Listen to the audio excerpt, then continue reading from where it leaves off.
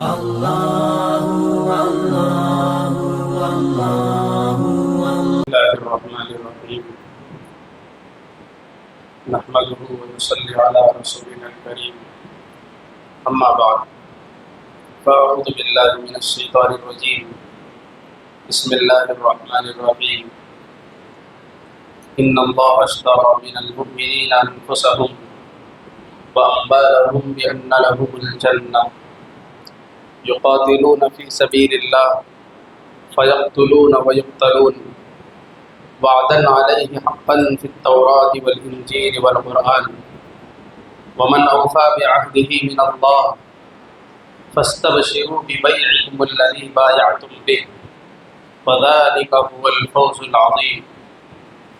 صدق الله العظيم. وقال في مقام آخر لتجدن أشد الناس عداوة للذين آمنوا اليهود والذين أشركوا ولتجدن أقربهم مودة للذين آمنوا صدق الله العظيم. معزز حاضرین کرام، قابل قدر ماؤں اور بہنوں اور دور دراز سے تشریف لائے معزز حضرات، اس وقت اللہ تبارک و تعالیٰ کا جتنا بھی شکر ادا کیا جائے کم ہے کہ اس نے ہم جیسے گناہگار، نکمے، نالائق بندوں کو نماز تراویح میں قرآن شریف مکمل کرنے کی سعادت عطا فرمائی۔ یہ محض اس کا فضل ہے، ہم اس کے قابل نہیں ہیں، ہماری زبانیں گندی اور گناہگار ہیں جس سے دن بھر جھوٹ، چغلی، غیبت، تنقیدیں، دوسروں کی دل آزاریاں اور بے شمار قسم کے گناہ اس سے ہوتے رہتے ہیں۔ گناہ کے بعد تو عضو ناپاک ہو جاتا ہے، گندا ہو جاتا ہے، اور دنیا کا ضابطہ ہے کہ ناپاک چیز سے کوئی پاک کام انجام نہیں دیا جا سکتا۔ اور اسی طریقے سے ہمارے دل، ہمارے دماغ گناہوں کے خیالات میں، ہمارا جسم ہمیشہ گناہوں میں لگا رہتا ہے۔ یہ تو صرف مالک کا فضل ہے، کرم ہے۔ اگر ہم اپنی زبانوں کو مشک اور گلاب سے، عنبر سے دھونے کے بعد بھی وہ اس قابل نہیں ہے کہ ہم اللہ سے ہم کلام ہو سکیں۔ اللہ نام ہے ایسی ذات اور ایسی ہستی کا کہ کہاں ہم اور کہاں اللہ، کہ ہم اس سے ہم کلام ہو جائیں۔ لیکن یہ اس کا فضل ہے، اس کی مہربانی ہے کہ اس نے ہمیں یہ موقع عطا فرمایا اور اس نے توفیق عطا فرمائی، اور ہمارے لیے تو یہی بہت بڑی بات تھی کہ وہ اپنا کلام ہمیں پڑھنے دے دے۔ آج دیکھو دنیا کی دوسری قوموں کو، ان کے پاس جو ان کی مذہبی کتاب ہے تو مذہب کا ہر آدمی نہیں پڑھ سکتا، اس میں جو ہے دیگر شیڈیول کاسٹ کے لوگ نہیں پڑھ سکتے، شودر قسم کے لوگ نہیں پڑھ سکتے، نہیں چھو سکتے، ان کو اجازت ہی نہیں ہے۔ صرف برہمن ہیں جو ان کی کتاب کو پڑھ سکتے ہیں۔ یہودیوں میں دیکھ لو، عیسائیوں میں دیکھ لو، ہر طرف کتاب کو ایک کوٹے میں بانٹ دیا گیا۔ لیکن اللہ تبارک و تعالیٰ کا یہ کتنا فضل ہے، یہ نیچرل ریلیجن سے ہم جڑے ہوئے ہیں، ایک فطری دین سے، اور اس نے اپنے بندوں کو اپنے سے جوڑنے کا بہت ہی سنہرا بہانہ رکھا ہے کہ بس قرآن پڑھ لو، مجھ سے جڑ جاؤ، اور اس پر ڈھیر سارا اجر و ثواب، فضیلتیں، انعامات، برکتیں، مغفرتیں، رحمتیں، کیا کچھ اللہ نے رکھا ہے۔ یہ کرم ہی کرم ہے اللہ، اور کچھ نہیں کہا جا سکتا۔ بہرحال قرآن کریم کی فضیلتیں، اس کی اہمیت تو آپ سنتے رہے، اور آپ کے دل میں قرآن کی فضیلت اور اہمیت ہے، اسی لیے تو دن بھر روزے کی تھکان، پھر گھر کے کام کاج اور بازار کی مصروفیتیں، ان سب کے باوجود آپ فارغ ہو کر یہاں پر آئے ہیں، تو آپ ایسے ہی نہیں آئے، اللہ نے آپ کو پہنچایا ہے، قرآن کی کچھ قدر ہے دل میں تو ہی یہ موقع ملا ہے۔ تو بہرحال مجھے قرآن کی فضیلت پر اور اس کام کی اہمیت پر مزید روشنی نہیں ڈالنا۔ اس وقت میں قرآن ہی کے حوالے سے کچھ گزارشات آپ کی خدمت میں رکھنا چاہتا ہوں۔ امید کرتا ہوں کہ آپ اسے صرف سر کے کانوں سے نہیں بلکہ دل کے کانوں سے سنیں گے اور آپ اسے اس پر غور کرنے کی کوشش کریں گے۔ یہ گزارشات ہیں، یہ درد دل ہیں، اور یہ در حقیقت قرآن ہی کا مطالبہ ہے، یہ قرآن ہی کا پیغام ہے۔ قرآن کی صحیح معنوں میں قدر و قیمت یہ ہے کہ قرآن کے اشاروں کو سمجھا جائے، قرآن کے مشوروں کو سمجھا جائے اور اس کا امپلیمنٹ کیا جائے، اس کے مطابق اپنی زندگی کو ڈھال دیا جائے۔ قرآن کا صرف یہ مطالبہ نہیں ہے کہ ختم قرآن کا جشن منایا جائے اور ختم قرآن کا ایک بڑا دھواں دھار پروگرام کیا جائے، بلکہ قرآن ہم سے کچھ مطالبہ کرتا ہے۔ ہمیں ہمیشہ اسی طریقے سے چوکنا رہنا چاہیے جیسے فیلڈ میں فیلڈرز اور جنگ کے میدان میں سپاہی اپنے کمانڈر کے اشارے پر رہتے ہیں کہ اب ہم سے کیا چاہا جا رہا ہے، دائیں مڑنے کو یا آگے بڑھنے کو، بس اس کے اشاروں کے مطابق کر گزرنے کا نام ہی زندگی ہے اور زندگانی ہے۔ بہرحال اس وقت چونکہ ہم اپنی لوکیلٹی کے اعتبار سے اور اپنے سورسز کے اعتبار سے ایک کونے میں پڑے ہوئے ہیں، لیکن ہم کو اللہ نے جو فضل فرمایا وہ سب سے پہلی بات تو یہ ہے کہ ہم اس اللہ کے بندے ہیں جو رب العالمین ہیں، جو تمام جہانوں کا رب اور پروردگار ہے، اور اس نبی کے امتی ہیں جو رحمت للعالمین ہیں، جو سارے جہاں کے لیے نہیں تمام جہانوں کے لیے مبعوث کیے گئے ہیں، اور ہم اس قرآن کے ماننے والے ہیں جو کسی ایک قوم اور ایک علاقے اور ایک زبان کے بولنے اور ماننے والوں کے لیے نہیں، بلکہ جو عالمی سطح پر انسانوں کی رہبری کرنے کے لیے، انٹرنیشنل لیول پر لوگوں کی رہبری کرنے کے لیے نازل ہوا، یہ تمام جہاں کے لوگوں کے لیے اترا ہے۔ تو ہم اس رب کے، اس نبی کے اور اس کتاب کے ماننے والے ہیں، تو پھر ہمیں ہماری سوچ بھی عالمی سطح کی ہونا چاہیے۔ یہ نہیں کہ ہمارا مسئلہ کیا ہے تو ہمارا مسئلہ ہمارا ہنڈی چلہ، ہمارے پریشانیاں کیا ہیں تو وہ ہمارے فیملی کے دکھ درد وہی ہماری پریشانیاں ہیں۔ تو اس کا مطلب یہ ہے کہ جس نبی کی امت میں ہم پیدا ہوئے ہیں اس نبی کا ابھی ہم فیض نہیں پا رہے ہیں اور اس طرف ہم قدم نہیں بڑھا رہے۔ تھوڑا سا ہمیں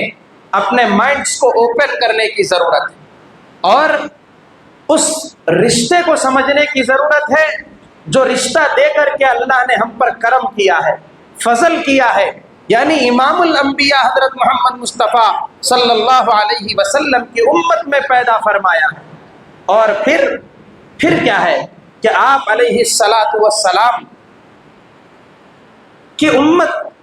میں پیدا کر کے آپ نے ہم کو جو رشتہ بتلایا، جیسے قرآن میں اعلان ہے انما المؤمنون اخوہ،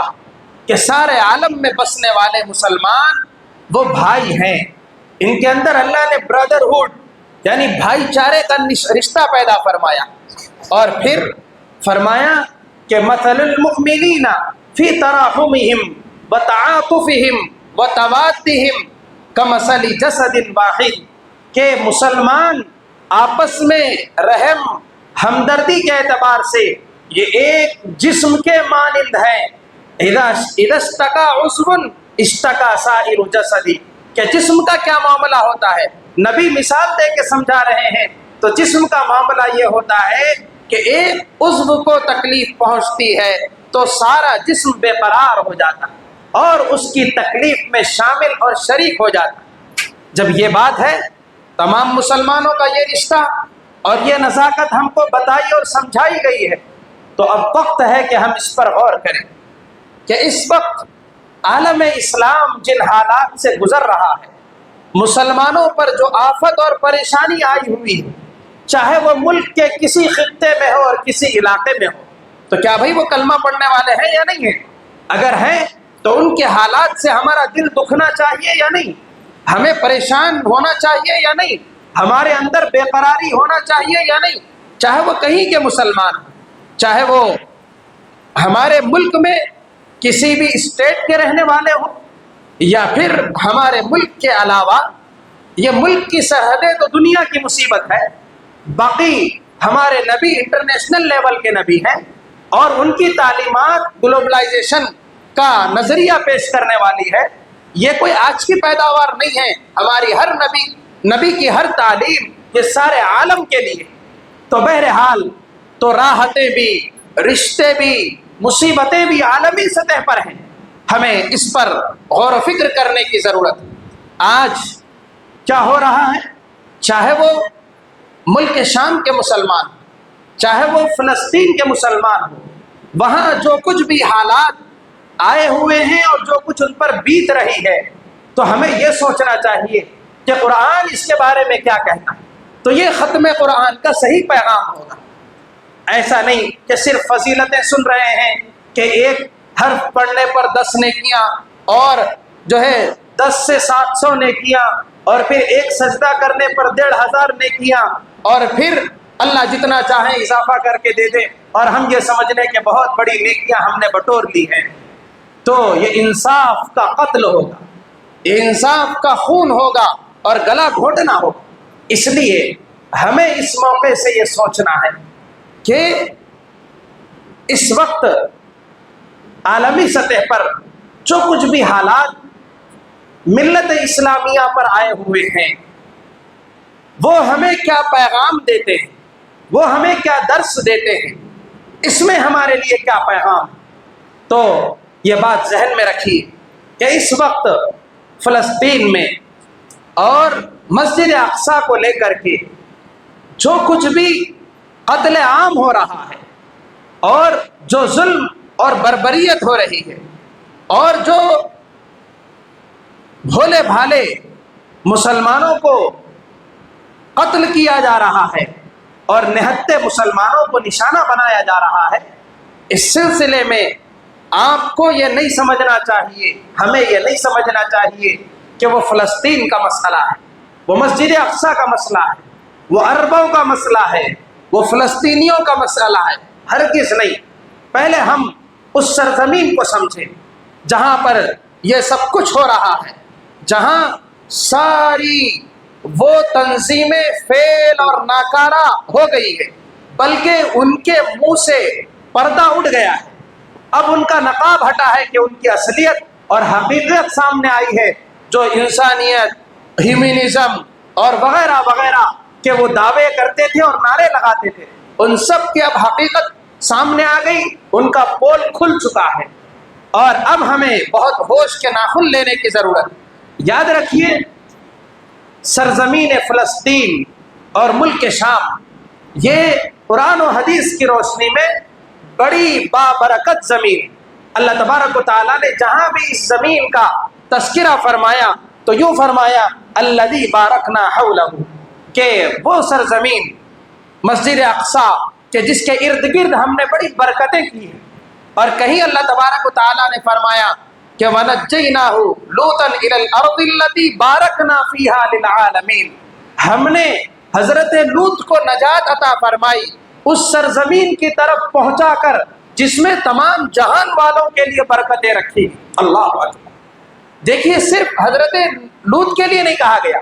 صرف وہاں کے باشندوں کے لیے نہیں کہا گیا، بلکہ یوں کہا جا رہا ہے اس سرزمین میں ہم نے تمام دنیا والوں کے لیے برکتیں رکھی. مسجد اقصی وہ کون سی مسجد ہے؟ آپ علیہ الصلوۃ والسلام سے پوچھا گیا تو آپ نے فرمایا کہ حرم شریف یہ پہلی مسجد ہے جسے بنایا گیا، اور پھر 40 برس کے وقفے کے بعد دوسری مسجد جو ہے وہ مسجد اقصی ہے جسے تعمیر کروایا گیا. اور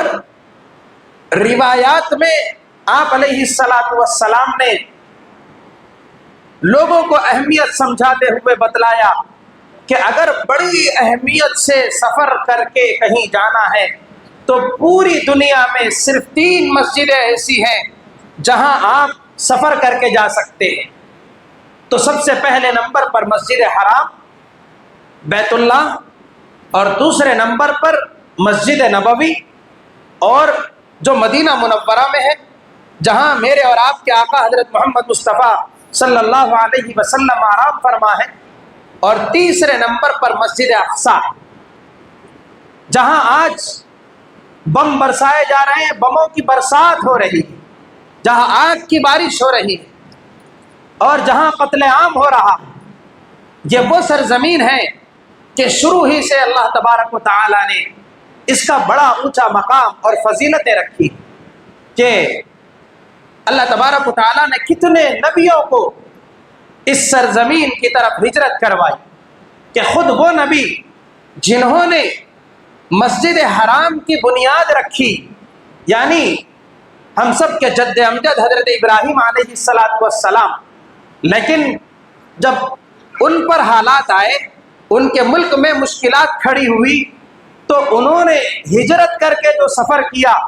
وہ ملک شام کا سفر کیا، وہ مسجد اقصی کا سفر کیا۔ جیسے ہمارے نبی کو مکے والوں نے ستایا تو آپ نے مکہ چھوڑ کر مدینہ کو اپنا ٹھکانہ بنایا۔ حضرت ابراہیم علیہ السلام کو جب قوم کے لوگوں نے ستایا، ان کا بائیکاٹ کیا، تو انہوں نے مسجد اقصی کو اور سرزمین شام کو اپنی پناہ گاہ بنائی۔ یہ وہ سرزمین ہے جہاں پر اللہ تبارک و تعالیٰ نے بے شمار نبیوں کو پیدا فرمایا، کہ حضرت عیسیٰ علیہ السلام کی پیدائش اسی سرزمین پر ہوئی، حضرت اسحاق، حضرت یعقوب اور حضرت اسماعیل علیہ السلام، یہ سارے نبیوں کی ولادت اور پیدائش اسی مقام پر ہوئی۔ حضرت داؤد علیہ السلام کو بادشاہت اسی سرزمین پر ملی، حضرت داؤد علیہ السلام کو بادشاہت کا تخت بھی یہیں پر، تاج بھی یہیں پہنایا گیا، نبوت کا تاج بھی یہیں پہنایا گیا۔ حضرت سلیمان علیہ السلام وہ جو تخت سے سفر کیا کرتے تھے، ہواؤں کے دوش پر بیٹھ کر وہ اسی سرزمین کا سفر کیا کرتے تھے۔ حضرت یعقوب علیہ السلام کی اولاد نے حضرت یوسف علیہ السلام کو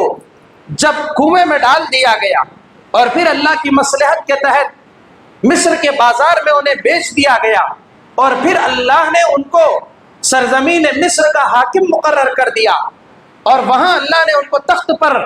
اعزاز سے نوازا، تو اس کے بعد حضرت یوسف علیہ السلام اور اسی طریقے سے حضرت موسیٰ علیہ السلام جو مصر میں مبعوث ہوئے، تو وہاں آنے کے بعد ان کی بھی جو فکر تھی وہ یہی تھی کہ چلو اب ہم علاقے کو فتح کر چکے ہیں، ہمیں کامیابی مل چکی ہے، ہونا کیا چاہیے تھا؟ تو مصر میں قیام کرتے، حکومت جب مل چکی ہے تو نہیں، اب ان کا پلان یہ ہے کہ چلو یہاں چھوڑتے ہیں اور سیدھے مسجد اقصی پہنچتے ہیں، سرزمین شام کو جاتے ہیں، اسے فتح کرتے ہیں۔ اور یہی حکم حضرت موسیٰ کو ملا کہ اپنی قوم کو لے کر کے ملک شام چلو، سرزمین مسجد اقصی پہنچو۔ تو چنانچہ اللہ کے حکم کے مطابق انہوں نے فوج کو تیار کیا اور یوں کہا، یا قوم ادخلوا الارض المقدسۃ التي كتب اللہ لکم، اے میری قوم کے لوگوں چلو اس مقدس سرزمین کو، اللہ اکبر، اس کو سرزمین مقدس کے الفاظ سے اللہ یاد فرما رہے ہیں، تو اس سے بڑھ کے مقدس سرزمین اور کون سی ہو سکتی ہے؟ کتب اللہ لکم، جو اللہ نے تمہارے لیے لکھ دی ہے، ولا ترتدوا علی ادبارکم فتنقلبوا خاسرین، کہ اب تمہیں اس سرزمین کو آزاد کرانے کے لیے لڑنا ہے، جہاد کرنا ہے، مقابلہ کرنا ہے اور اس زمین کو حاصل کرنا ہے۔ اور فرمایا کہ دیکھو وہاں کی قوموں کی طاقت کو اور پاور کو دیکھ کر کے تم پیچھے نہ ہٹو، فتنقلبوا خاسرین، ورنہ تم کھاٹے میں پڑ جاؤ۔ اللہ اکبر۔ لیکن ہوا کیا کہ وہ قوم نے دیکھا کہ وہاں کی آرمی بہت اسٹرانگ ہے، لوگ ڈیل ڈول والے ہیں، طاقت والے ہیں، تو انہوں نے کہا، یا موسیٰ اذهب انت وربک فقاتلا انا ہاہنا قاعدون، آپ اور آپ کے رب جا کے ہی لڑیے، ہم ان سے مقابلہ نہیں کر سکتے، ہم یہاں بیٹھے رہیں گے۔ تو اللہ تبارک و تعالیٰ کو یہ بات اتنی ناپسند آئی کہ ان کو نغد پنشمنٹ دی، اور 40 سال تک وہ میدان تیہ میں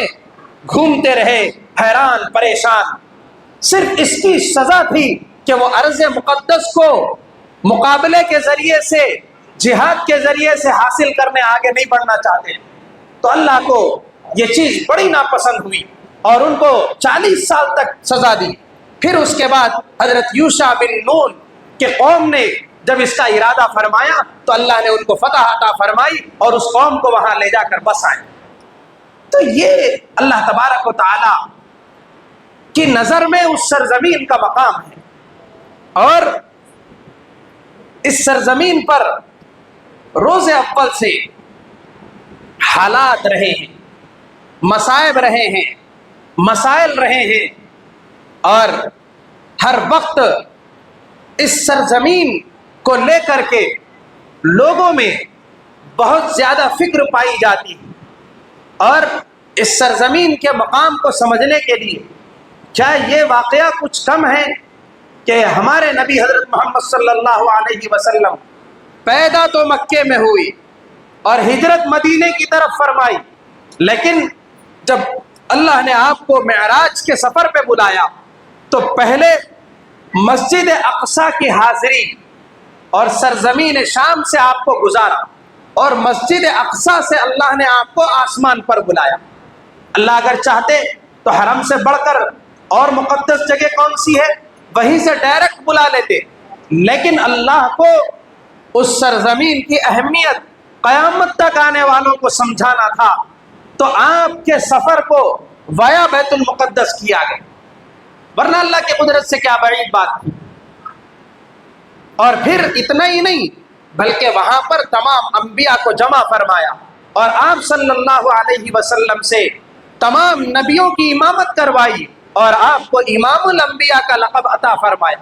گویا کہ بتلا دیا گیا کہ امام الانبیاء بھی وہاں پر ہے اور تمام انبیاء بھی وہاں پر ہیں. تو عالم اسلام کے لیے سرزمین بیت المقدس یہ ایک دھڑکتے ہوئے دل کے مانند، امت کے لیے جب نبیوں کے قدم وہاں پڑ چکے ہیں تو وہاں کی ریت اور وہاں کی مٹی، وہاں کی دھول اور وہاں کی گرد و غبار، ان سب سے گہری وابستگی ہونا چاہیے، اس سے عقیدت ہونا چاہیے، اس سے محبت ہونا چاہیے، اس کی اہمیت کو اپنے دلوں میں بٹھانا چاہیے. اور صرف اتنا ہی نہیں بلکہ بے شمار نبیوں کی قبریں وہاں پر ہیں، انبیاء کرام علیہم الصلاۃ والسلام وہاں پر آرام فرما رہے. اور اتنا ہی نہیں بلکہ آپ علیہ الصلاۃ والسلام نے تو یہاں تک فرما دیا کہ ہی ارض المحشر والمنشر، کہ یہاں سے صرف اتنے واقعات ہو گئے یہ کافی نہیں، آگے بھی بڑے بڑے واقعات اسی سرزمین پر ہونے ہیں. لہذا حشر کا جو میدان بپا ہوگا تو وہ سرزمین شام پر ہوگا، وہیں پر اللہ سب کو اکٹھا فرمائیں گے. یہ اللہ کو منظور ہے، یہ اللہ کا منصوبہ ہے. اور قیامت کے قریب حضرت عیسیٰ علیہ الصلاۃ والسلام جو آسمان سے نازل ہوں گے تو وہ سرزمین شام پر نازل ہوں گے. اور آخر میں جو دجال کا اور روحانیت کا مقابلہ ہوگا، حضرت عیسیٰ علیہ السلام جو دجال کو قتل کریں گے اور یاجوج ماجوج کو فنا کے گھاٹ اتاریں گے، تو یہ بھی سرزمین شام پر ہوگا. وہ دمشق کی جامع مسجد پر 2 فرشتوں کے سہارے سے نازل ہوں گے. اور حضرت مہدی جو حضور کے خاندان کے ایک فرد ہے جو قیامت کے قریب ظاہر ہوں گے، پیدا ہوں گے، تو ان کا لشکر دمشق کی جامع مسجد میں گھرا ہوا ہوگا اور باہر دجال کے چیلے چپاٹے اور اس کے کارندے، ان کی فوج لڑنے کے لیے تیار ہوگی. مسلمان نماز کے لیے رکے ہوئے ہوں گے، مسلمان اس فکر ہی میں ہوں گے کہ اب نماز پڑھ کے جنگ لڑنا ہے، کیسے کرنا ہے، کیا کرنا ہے. تو اللہ اسی وقت روحانی مدد کو اتارے. حضرت عیسیٰ علیہ السلام فجر کی نماز کے وقت اس حال میں آئیں گے جیسے کوئی آدمی غسل کرنے گیا ہو اور باتھ روم سے باہر نکلتا ہے تو اس کے سر سے، بالوں سے پانی کے قطرات ٹپکتے ہیں. تو اس طرح ان کے بالوں سے پانی کے قطرے موتی کے مانند ٹپک رہے ہوں گے. اور پھر وہ مسجد پر نازل ہوں گے اور سیڑھی لگا کر کے امت کے افراد ان کا استقبال کریں گے. وہ اوپر سے نیچے آئیں گے اور حضرت مہدی جن کا نام محمد بن عبداللہ ہوگا، ان کی اقتداء میں وہ فجر کی نماز ادا کریں گے اور پھر اس کے بعد مقابلہ ہوگا. اور پھر ان کی سانس سے دجال پگھل جائے گا، گھل جائے گا جیسے نمک پانی میں گھل جاتا ہے، اور کسی مقابلے کی ضرورت نہیں ہوگی۔ ایک ایک یہودی کو پکڑ پکڑ کے قتل کیا جائے گا، اس لیے کہ وہ شرارت اور انسان دشمنی کی حد کر چکے ہوں گے۔ اب دنیا میں امن قائم رکھنے کے لیے یہودیوں کو ختم کرنا ضروری ہوگا۔ وہ اتنے ناپاک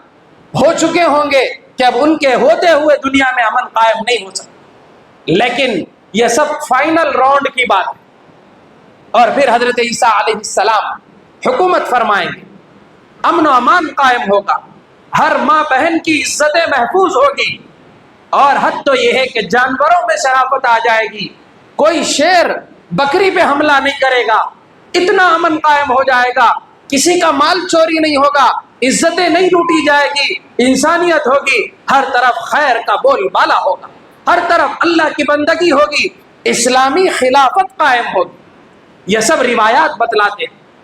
اور یہ ساری سرگرمیاں مسجد اقصی، فلسطین اور ملک شام سے انجام دی جائے۔ یہ تو اخیر زمانے میں ہونے والی باتیں، اور اس سے پہلے بڑی آزمائشوں سے امت مسلمہ کو گزرنا ہے، بڑے کٹھن حالات ان کے سامنے آئیں گے۔ اس وقت جو کچھ بھی حالات چل رہے ہیں، فلسطین کے مسلمانوں کا جو قتل عام ہے، اور جو ان کے ٹھکانوں کو برباد کیا جا رہا ہے، اور جو ان پر خوراک بند کی جا رہی ہے، کھانا اور پانی، اور ان کے بیماروں کے لیے دوائیں روکی گئی ہیں، اور صرف اتنا ہی نہیں بلکہ ان کے علاج معالجے کی جو جگہیں ہیں ان کے ہسپتالوں پر بم برسائے جا رہے ہیں، اور ان کے پناہ کے کیمپوں پر اندھا دھند فائرنگ کی جا رہی ہے۔ یہ سب کچھ حالات آج ہم کو نظر آ رہے ہیں، لیکن یہ لڑائی تو گزشتہ 70-75 برس سے جاری ہے۔ مسلسل یہود اپنی خباثت دکھاتے آ رہے ہیں، وہاں موجود مسلمانوں کی زمینیں ہڑپنا، ان کو بے دخل کرنا، ان کو مجبور بن کے رہنے کا بار بار مطالبہ کرنا، ان کے اختیارات کو ختم کر لینا، اور ان کو ایک دنیا کی بڑی اور کھلی جیل میں بسنے کے لیے کہنا کہ تم کو جو دیا جائے کھا لو، اور جو تمہیں دیا جائے پہن لو، بس تم جینے کے لیے جیو یا مرنے کے لیے جیو، اور تمہیں کوئی اختیارات نہیں ہوں گے، اور نہ تمہاری فوج ہوگی، نہ تمہاری سیاست ہوگی، نہ تمہاری حکومت ہوگی، تمہیں ہماری تابعداری اختیار کر کے غلامانہ اور مظلومانہ زندگی جینا ہے، اور ہمارے اشاروں پر جینا ہے، اور کرنا کیا ہے، تم کو مسجد اقصی سے اور فلسطین سے دستبردار ہو جانا ہے۔ ہم جہاں رہنے کو کہیں رہیں، جیسا رہنے کو کہیں رہیں، خدا رحم و کرم کی بارش نازل فرمائے ان جیالوں پر کہ وہ نہ صرف یہ کہ ان کے مطالبات کو ٹھکرا رہے ہیں، اور نہ صرف یہ کہ وہ اپنی جانوں کا نذرانہ پیش کر رہے ہیں، بلکہ وہ وقت کی سپر پاور طاقت سے ٹکر لے کر کے اس کی بھی اوقات دنیا کے سامنے واضح کر رہے ہیں، کہ اس نے اپنے آپ کو بہت کچھ بتلا دیا تھا کہ ہم ایسی حکومت ہیں، ایسی طاقت ہے کہ کوئی ہم کو ہرا نہیں سکتا، اور ہماری آرٹیفیشل انٹیلیجنس اتنی کام کرتی ہے کہ یہ نہیں ہو سکتا، وہ نہیں ہو سکتا، ہم یہ کر دیں گے، ہم وہ کر دیں گے۔ سارے پول کھل چکے ہیں، ان کی اوقات اور حقیقت دنیا کے سامنے آ چکی ہے، لیکن یہ جو کچھ بھی ہو رہا ہے بڑی قربانیوں کے ساتھ ہو رہا ہے۔ وہ اپنی نسلوں کا نذرانہ خدا کی بارگاہ میں پیش کر رہے ہیں، ان کی عورتیں، ان کی مرد، ان کے بوڑھے، ان کے جوان، سب شہادت کا پیالہ نوش کر رہے ہیں، لیکن وہ ایک فرض ادا کر رہے ہیں کہ ہماری جان چلی جائے، ہمیں گھر سے بے گھر کر دیا جائے، اور ہم یتیم ہو جائیں، ہم بیوہ ہو جائیں، اور ہمارے سروں سے اپنے باپ کا سایہ اڑ جائے، یہ سب تو گوارا ہے، لیکن مسجد اقصی کا سودا کرنا گوارا نہیں۔ وہ بڑی غیرت ایمانی کے ساتھ وہاں پر جی رہے ہیں، ان کے ساتھ جو کچھ بھی حالات ہیں اسے یہ مت سمجھیے کہ یہودیوں کا اور فلسطینیوں کا مقابلہ چل رہا ہے، بلکہ آپ دوسرے لفظوں میں سمجھنا چاہیں تو یوں کہہ لیجئے کہ یہودیوں کا اور ایمان کا مقابلہ چل رہا ہے۔ وہ کسی ایک قوم سے نہیں بلکہ وہ امت مسلمہ سے مقابلہ چل رہا ہے، وہ اسلام اور کفر کی جنگ چل رہی ہے۔ اس وقت اگر ہم صحیح احساس کرنے بیٹھیں تو سارا عالم اسلام حالت جنگ میں، یہ کوئی معمولی بات نہیں ہے، اور ہم قیامت کی نشانیوں کی طرف بڑھ رہے ہیں۔ اور یہ باتیں حوصلہ پست کرنے کے لیے میں نہیں کہہ رہا ہوں، بلکہ حالات کو سمجھنے کے لیے میں کہہ رہا ہوں کہ وہ تو ساری امت کی طرف سے فرض کفایہ ادا کر رہے ہیں کہ وہ قبلہ اول اور وہ مسجد اقصی جہاں حضرت عیسیٰ علیہ السلام کو آنا ہے اور دجال سے مقابلہ کرنا ہے، کیا صرف اس وجہ سے کہ اسرائیلیوں کے پاس توپ ہے اور ان کے پاس ہتھیار ہے، ان کے پاس دولت ہے، ان کے پاس حکومت ہے، صرف ان کی طاقت اور حکومت سے ڈر کر کے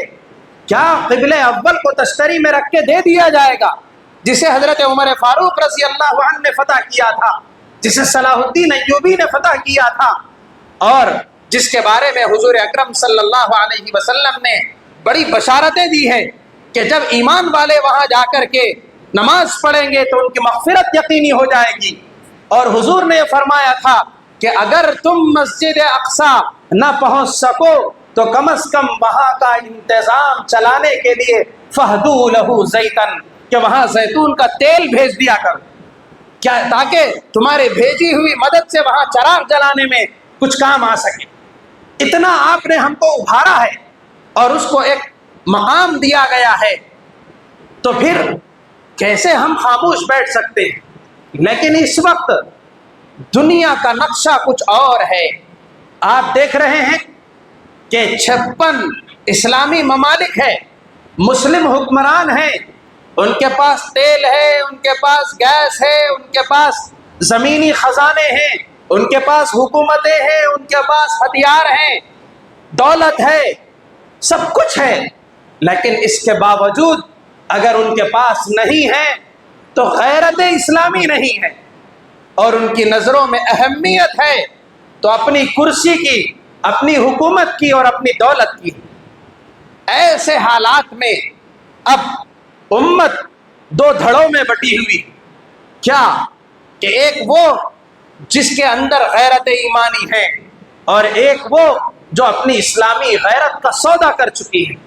دوسرے لفظوں میں جو اپنے آپ کو یہود کا غلام بنا چکی ہے،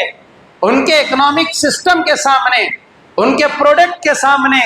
اور ان کی حکومت اور ان کی فوج کے سامنے ہتھیار ڈال چکے ہیں اور یہ کہہ چکے ہیں کہ تم ہمارے آقا ہو، ہمیں جی لینے دو، بس تم سے ہم زندگی کی بھیک مانگتے۔ تو یہ 56 اسلامی ممالک کہنا صحیح نہیں ہے، بلکہ جہاں پر مسلم حکمران ہیں، اور اب تو یہ کہتے ہوئے بھی سوچنا پڑتا ہے کہ وہ حکمرانوں پر مسلم کا لیبل لگانا بھی صحیح ہے یا نہیں، اس لیے کہ اب تو ان کا نفاق کھل کے سامنے آ گیا ہے، اس لیے کہ ان کی نکاح میں یہودی عورتیں ہیں اور وہ ان کے اشاروں پر چل رہے ہیں، اور انہیں مسجد اقصی پر جو حالات آ رہے ہیں اس سے کوئی سروکار نہیں ہے، تو اب انہیں مسلم کہا جائے یا کیا کہا جائے، یہ مسئلہ ہم اللہ کے حوالے کرتے ہیں۔ لیکن دیکھنے میں بظاہر جو مسلم حکمران ہیں، اسلامی حکومت نہیں، مسلم حکمران ہیں، تو وہ لوگ تو بالکل خاموش ہیں، اور صرف خاموش نہیں بلکہ جو اسرائیل قاتل ہے، ظالم ہے، وہ مسجد اقصی کے محافظین کی دھجیاں اڑا رہا ہے، اس کو نہ صرف یہ کہ ہتھیار پہنچا رہے ہیں، غذا پہنچا رہے ہیں، خوراک پہنچا رہے ہیں، دوا پہنچا رہے ہیں، لباس پہنچا رہے ہیں، زندگی کی ضروریات کی ہر چیز فراہم کر رہے ہیں، اور دوسری طرف جو کلمہ پڑھنے والے مسلمان ہیں ان کے لیے نہ خوراک، نہ غذا، نہ دوا، نہ ہتھیار، کوئی چیز نہیں، اتنا بھی وہ پریشر نہیں بنا سکتے کہ بھائی تم لو، لیکن یہ بھی تو انسان ہے، انسانیت کا قتل تو مت کرو، جو تمہاری جنگ لڑنا ہے لڑو، لیکن انسانیت کا